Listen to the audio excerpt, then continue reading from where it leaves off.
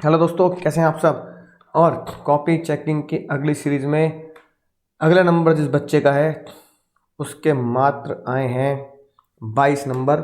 मुझे पता है बहुत सारे बच्चों की कॉपी मैं देख नहीं पा रहा हूँ, वो बहुत मैसेज भी कर रहे हैं, लेकिन मैं दिल से माफ़ी चाहता हूँ क्योंकि मेरे पास जितना भी समय हो रहा है मैं कॉपी चेक करने की पूरी कोशिश कर रहा हूँ। लेकिन इतना ज़रूर वादा करता हूँ, आपका नंबर ज़रूर ज़रूर आएगा। बस अपनी तैयारी अपने दम पर अपने तरीके से बहुत तेज़ी से करते रहें अपने एग्ज़ाम के लिए, राइट।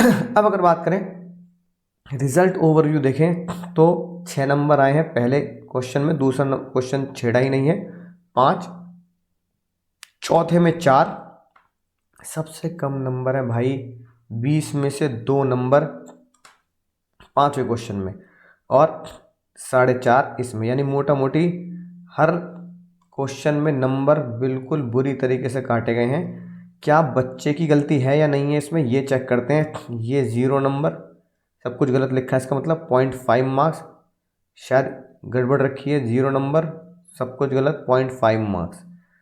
बहुत ही खतरनाक नंबर। तो क्वेश्चन नंबर 4 से समझ में आ जाएगी बात कि गलती क्या कर रहा है बच्चा, और छठे क्वेश्चन में समझ में आ जाएगी बात अगर लिख भी रहा है तो क्या गड़बड़ लिख रहा है। तो चलते हैं बच्चे की कॉपी की तरफ बिना समय गवाए।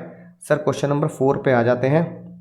क्वेश्चन नंबर 4 जैसा कि आप जानते हैं, आपने अगर पेपर देखा ही है तो क्वेश्चन नंबर 4, जिन बच्चों के पास पेपर नहीं है तो ये कॉपी है जनवरी 25 अटेम्प्ट की। तो जनवरी 25 अटेम्प्ट के क्वेश्चन पेपर PYQ में मिल जाएगा, सॉल्यूशन भी आपको मिल जाएगा। तो क्वेश्चन नंबर 4 की तरफ जाएं। बालक ने क्वेश्चन नंबर 4 मुझे लग रहा है काफ़ी ऊपर लिखा हुआ है।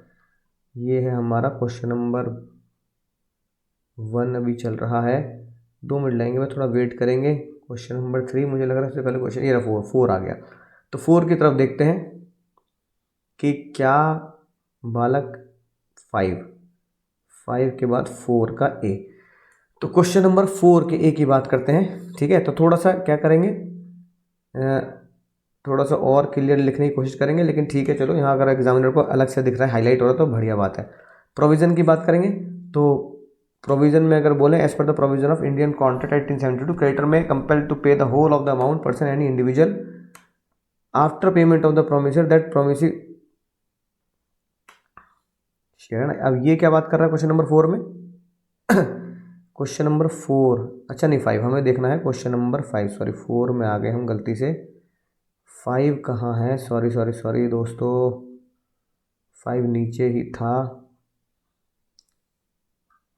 1 मिनट वेट करेंगे। क्वेश्चन ऊपर नीचे 1 आ गया, क्या चक्कर है, ये कहाँ कर रखा है क्वेश्चन नंबर 5। हाँ ये रहा question number 5, really very sorry, पहला ही क्वेश्चन नंबर 5 है जिसमें सबसे कम मार्क्स हैं। तो अब आप खुद देखो कि बच्चे के 22 मार्क्स हैं, सबसे पहला क्वेश्चन क्या अटेम्प्ट किया, क्वेश्चन नंबर 5, और जो सबसे पहले क्वेश्चन अटेम्प्ट किया है उसी में ही 20 में से सिर्फ 2 मार्क्स मिले हैं। इमेजिन कितना बेकार इंप्रेशन, कितना है ना खराब इंप्रेशन पड़ा होगा एग्जामिनर के ऊपर जो कॉपी चेक कर रहा है कि बच्चे का पहला क्वेश्चन होना चाहिए, first question should be powerful, first question should be powerful. जो तुम्हारी सबसे बड़ी, जैसे होता है ना सुपर हीरोज की जो अपनी खुद की पावर होती है, first question should be your super hero. First question super hero होना चाहिए, फर्स्ट क्वेश्चन सुपर हीरो होना चाहिए, जो आपके पास सबसे मैक्सिमम पावर होती है ना, वो होना चाहिए आपका फर्स्ट क्वेश्चन के एग्जामिनर को देखते पता लग जाए बच्चे में दम है। आगे थोड़ी सी हो सकता है लेट है ना हो रहा होगा उसे, या एग्जाम में टाइम कम बचा होगा इसलिए थोड़ा सा वो हड़बड़ाहट में जल्दी जल्दी कर रहा है, लेकिन पहला क्वेश्चन हमेशा सुपर हीरो क्वेश्चन होना चाहिए। अब तुम्हारा सुपर हीरो की जगह क्वेश्चन निकला है सुपर जीरो, क्योंकि तुमने पहला ही क्वेश्चन, मुझे एक्सपेक्ट नहीं था कि तुमने पहला क्वेश्चन ही अटेम्प्ट किया होगा, पहला क्वेश्चन ही ऐसा किया है जिसमें 2 नंबर है। तो बताओ एग्जामिनर के दिमाग में बहुत गलत इंप्रेशन पड़ा होगा। और ये जो है हमारा क्वेश्चन है ना, सेल्स ऑफ गुड्स से डिलीवरी वाला क्वेश्चन था, तो इसमें कोई भी नंबर नहीं मिला है क्योंकि बात वो कर रहा है डिलीवरी ऑफ गुड्स की, और तुम यहाँ पर बात कर रहे हो कैविएट एम्प्टर की। तो अब ये बताओ पूछ क्या रहा है, तुम बोल क्या रहे हो। ठीक है, इसका मतलब एग्जामिनर ने पहले ही कॉपी चेक करके पता लगा लिया कि बच्चा जो है वो बिल्कुल जीरो माइंडसेट से आया है, उसे क्वेश्चन पढ़ना ही नहीं आता। He does not know how to read question, question ना पढ़ना आता ना क्वेश्चन समझ आता, है ना पढ़ना आता क्वेश्चन ना समझ आता। तो तुम उल्टी सीधी बात लिख रहे हो, यानी क्वेश्चन वो शायद पहला क्वेश्चन मुझे जहाँ तक याद आ रहा है डिलीवरी का क्वेश्चन है कि डिलीवरी टू द बायर। फिर क्वेश्चन नंबर 1B की बात करें, वो भी सेल्स ऑफ गुड का, है ना। अब इसमें भी तुमने क्या किया है कि बायर रिफंड क्लेम कर रहा है। ठीक है, एक बार चेक कर लेते हैं क्वेश्चन नंबर 5 किसकी बात कर रहा है ना। ये क्वेश्चन नंबर 6 है, जहाँ तक मेरा था सेल्स ऑफ गुड में पहला क्वेश्चन डिलीवरी का ही था। हाँ देखो पहला क्वेश्चन बिल्कुल सही बात, डिलीवरी से क्वेश्चन था, याद आ गया मुझे ना, डिलीवरी से क्वेश्चन था पहला कि सेक्शन 23 याद नहीं आता, delivery to the buyer is equal to delivery to the truck driver, delivery to the buyer. और दूसरा क्वेश्चन किसकी बात कर रहे हैं, मर्चेंटेबल क्वालिटी की, कि भाई अगर मर्चेंटेबल क्वालिटी है तो क्या होगा। तीसरा क्वेश्चन तो सिंपल था, डायरेक्ट क्वेश्चन था, होल्डिंग आउट नॉमिनल पार्टनर के बारे में और डिसोल्यूशन के बारे में। ये दोनों स्टेटमेंट बिल्कुल गलत थी। तो ये तुम्हें क्वेश्चन अगर अच्छे से आता तो ही तुम्हें पिक करना था, वरना पिक नहीं करना था। तो तुमने इसमें कुछ भी नहीं लिखा, है ना, यानी कि दूसरे क्वेश्चन में जो मर्चेंटेबल क्वालिटी वाली बात थी वो तुमने लिखी नहीं। फिर as per the provision of Indian contract at the firm dissolve Indian partnership act 1932।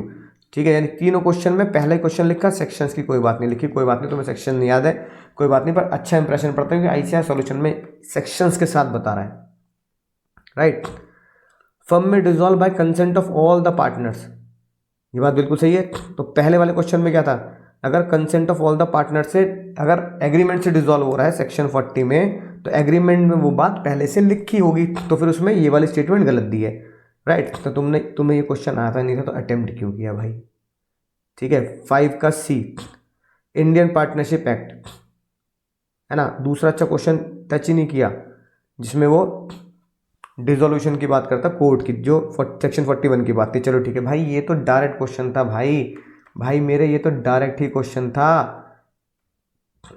5 का C, अनड्यू इन्फ्लुएंस, है ना, ट्रांजेक्शन डन बाय कोर्शियन। अब a contract is said to be, ये क्या लिखा है भाई, contract is said to be undue influence. Undue influence समझिए ना, जो ऐसा सेक्शन 16 की बात, अगर अनड्यू इन्फ्लुएंस होगा तो कोर्शियन से कैसे हो जाएगा अनड्यू इन्फ्लुएंस। अनड्यू इन्फ्लुएंस में मैंने क्या बताया था तुम्हें, दो ही शब्द होते हैं, एक डोमिनेट द विल पहला, प्लस विल को डोमिनेट करके अनफेयर एडवांटेज लिया, अनफेयर एडवांटेज। तो कोर्शियन हो गया, है ना, धमकी, सेक्शन 15, फ्रॉड हो गया सेक्शन 17। तो अनड्यू इन्फ्लुएंस व्हेन, यानी कि अनड्यू इन्फ्लुएंस होता है अगर धमकी हो, अनड्यू इन्फ्लुएंस होता है अगर फ्रॉड हो। ये क्या लिख रहे हो भाई, 100%, कोई सेंस नहीं है। सेक्शन 16 को पढ़ो खुद, जिस भी किताब से तुमने पढ़ा है उस किताब में सेक्शन 16 निकालो, ठीक है ना, सब बेकार। Right, nominal partner.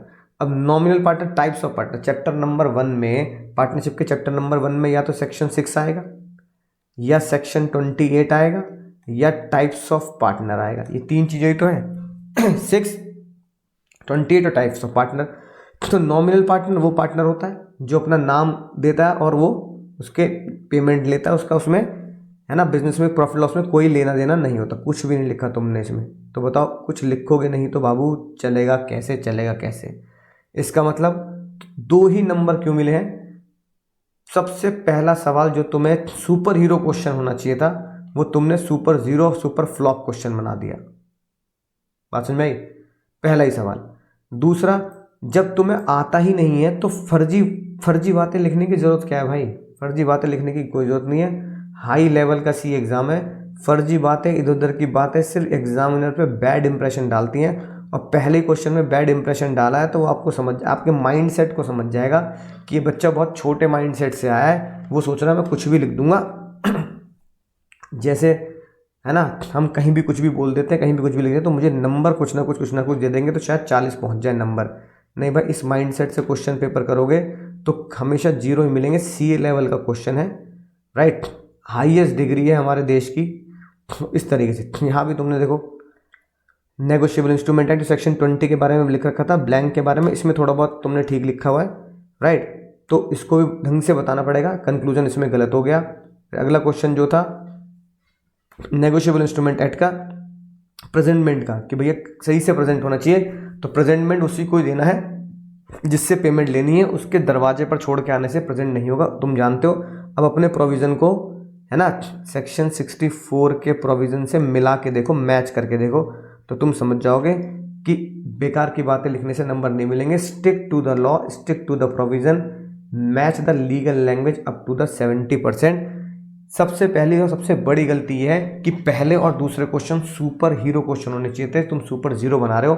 मुझे उम्मीद है अगले अटेम्प्ट में तुम सुपर हीरो क्वेश्चन लिख के आओगे।